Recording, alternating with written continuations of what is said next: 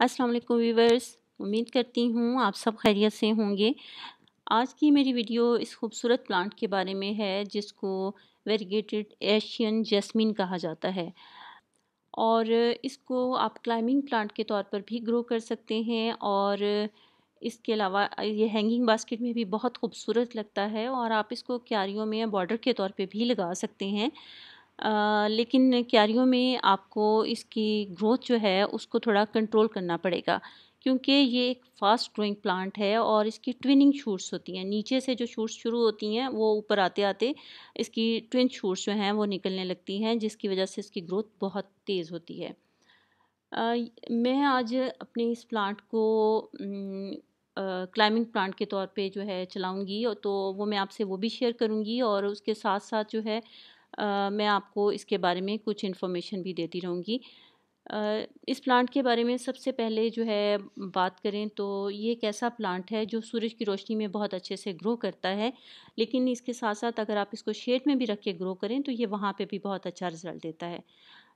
ये मैं इसको एक थ्रेड के साथ इस स्टिक के साथ बांध रही हूँ। ये मैंने अपने अमरूद के दरख्त की जो है प्रूनिंग की थी, कटिंग वगैरह करवाई थी, तो उसमें से जो स्टेम्स बची वो मैंने रख ली और उस पे मैंने जो है ये कोको कॉयर जो है वो लिपेट के और उससे जो है मैंने ये स्टिक बनाई है। इसको मैं इसके साथ बांध रही हूँ।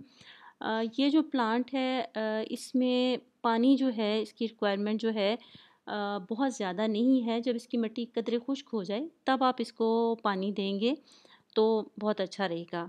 और खाद जो है वो इसके लिए आप लिक्विड फर्टिलाइज़र यूज़ करें तो बेहतर रहेगा। इसके अलावा जो मिट्टी आप इसके लिए यूज़ करेंगे उसके लिए वेल ड्रेन होना बहुत ज़रूरी है। अ, अगर आप गार्डन सॉइल यूज़ कर रहे हैं तो आप इसमें कुछ परसेंट जो है रेत मिक्स कर लें ताकि इसकी जो है पानी जो है इसमें ठहरे नहीं।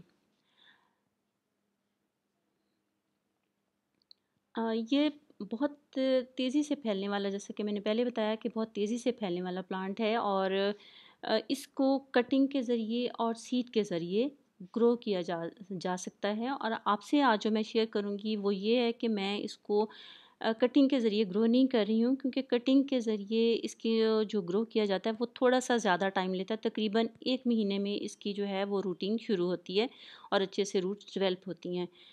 मैं आपसे एक सिंपल सा मेथड जो है यूज़ करूँगी जो जिस एयर लेयरिंग है, जिसमें इसकी स्टेम जो है वो प्लांट के साथ अटैच रहेगी और उस वजह से उसकी ग्रोथ जो है वो जल्दी होगी।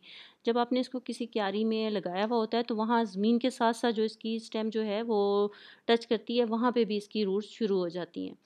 अब मैं जो इसकी एक स्टेम ले रही हूँ इसको मैं मिट्टी में इस तरीके से मैंने पहले पानी दे दिया है और इसमें मैं अब ये करूँगी कि ये स्टेम पीछे से अटैच है अपने प्लांट के साथ, इसको मैं मिट्टी में हल्का सा दबा दूँगी और ऊपर इसको थोड़ा रोकने के लिए एक स्टिक के ज़रिए सपोर्ट दे दूँगी ताकि ये मिट्टी बाहर ना आए। और ये बहुत जल्दी जो है अपनी रूट जो है वो बना लेगा क्योंकि ये प्लांट के साथ तभी अटैच है। और जब रूट शुरू हो जाएंगी तो अगर मैं चाहूँ तो इसको मैं अलहदा करके न्यू प्लांट भी बना सकती हूँ, लेकिन मैं इसका न्यू प्लांट इसलिए नहीं बनाऊँगी कि मैंने ये स्टिक जो लगाई है इसके बैक साइड पे कदरे जगह खाली है। अब ये यहाँ पे न्यू इसकी शूट शुरू होंगी, रूट शुरू हो जाएंगी तो इसको मैं ऊपर स्टिक के साथ ही अटैच कर दूँगी ताकि मेरा प्लांट जो है वो खूबसूरत और बुशियर सा की लुक देने लगे। अगर इसमें क्रीमी वाइट कलर के खूबसूरत फूल भी आते हैं जो खुशबू भी देते हैं और अगर आप ये खूबसूरत प्लांट अपने घर में लाना चाहते हैं तो आप नर्सरी वगैरह से परचेज़ कर सकते हैं क्योंकि ये प्लांट आजकल नर्सरी पे मौजूद है। उम्मीद है आपको ये वीडियो पसंद आई होगी और आपकी इन्फॉर्मेशन में ज़रूर कुछ इजाफ़ा हुआ होगा। आइंदा किसी और प्लांट के बारे में कुछ और इन्फॉर्मेशन लेकर आपसे किसी और वीडियो में मुलाकात होगी। तब तक के लिए अल्लाह हाफ़िज़।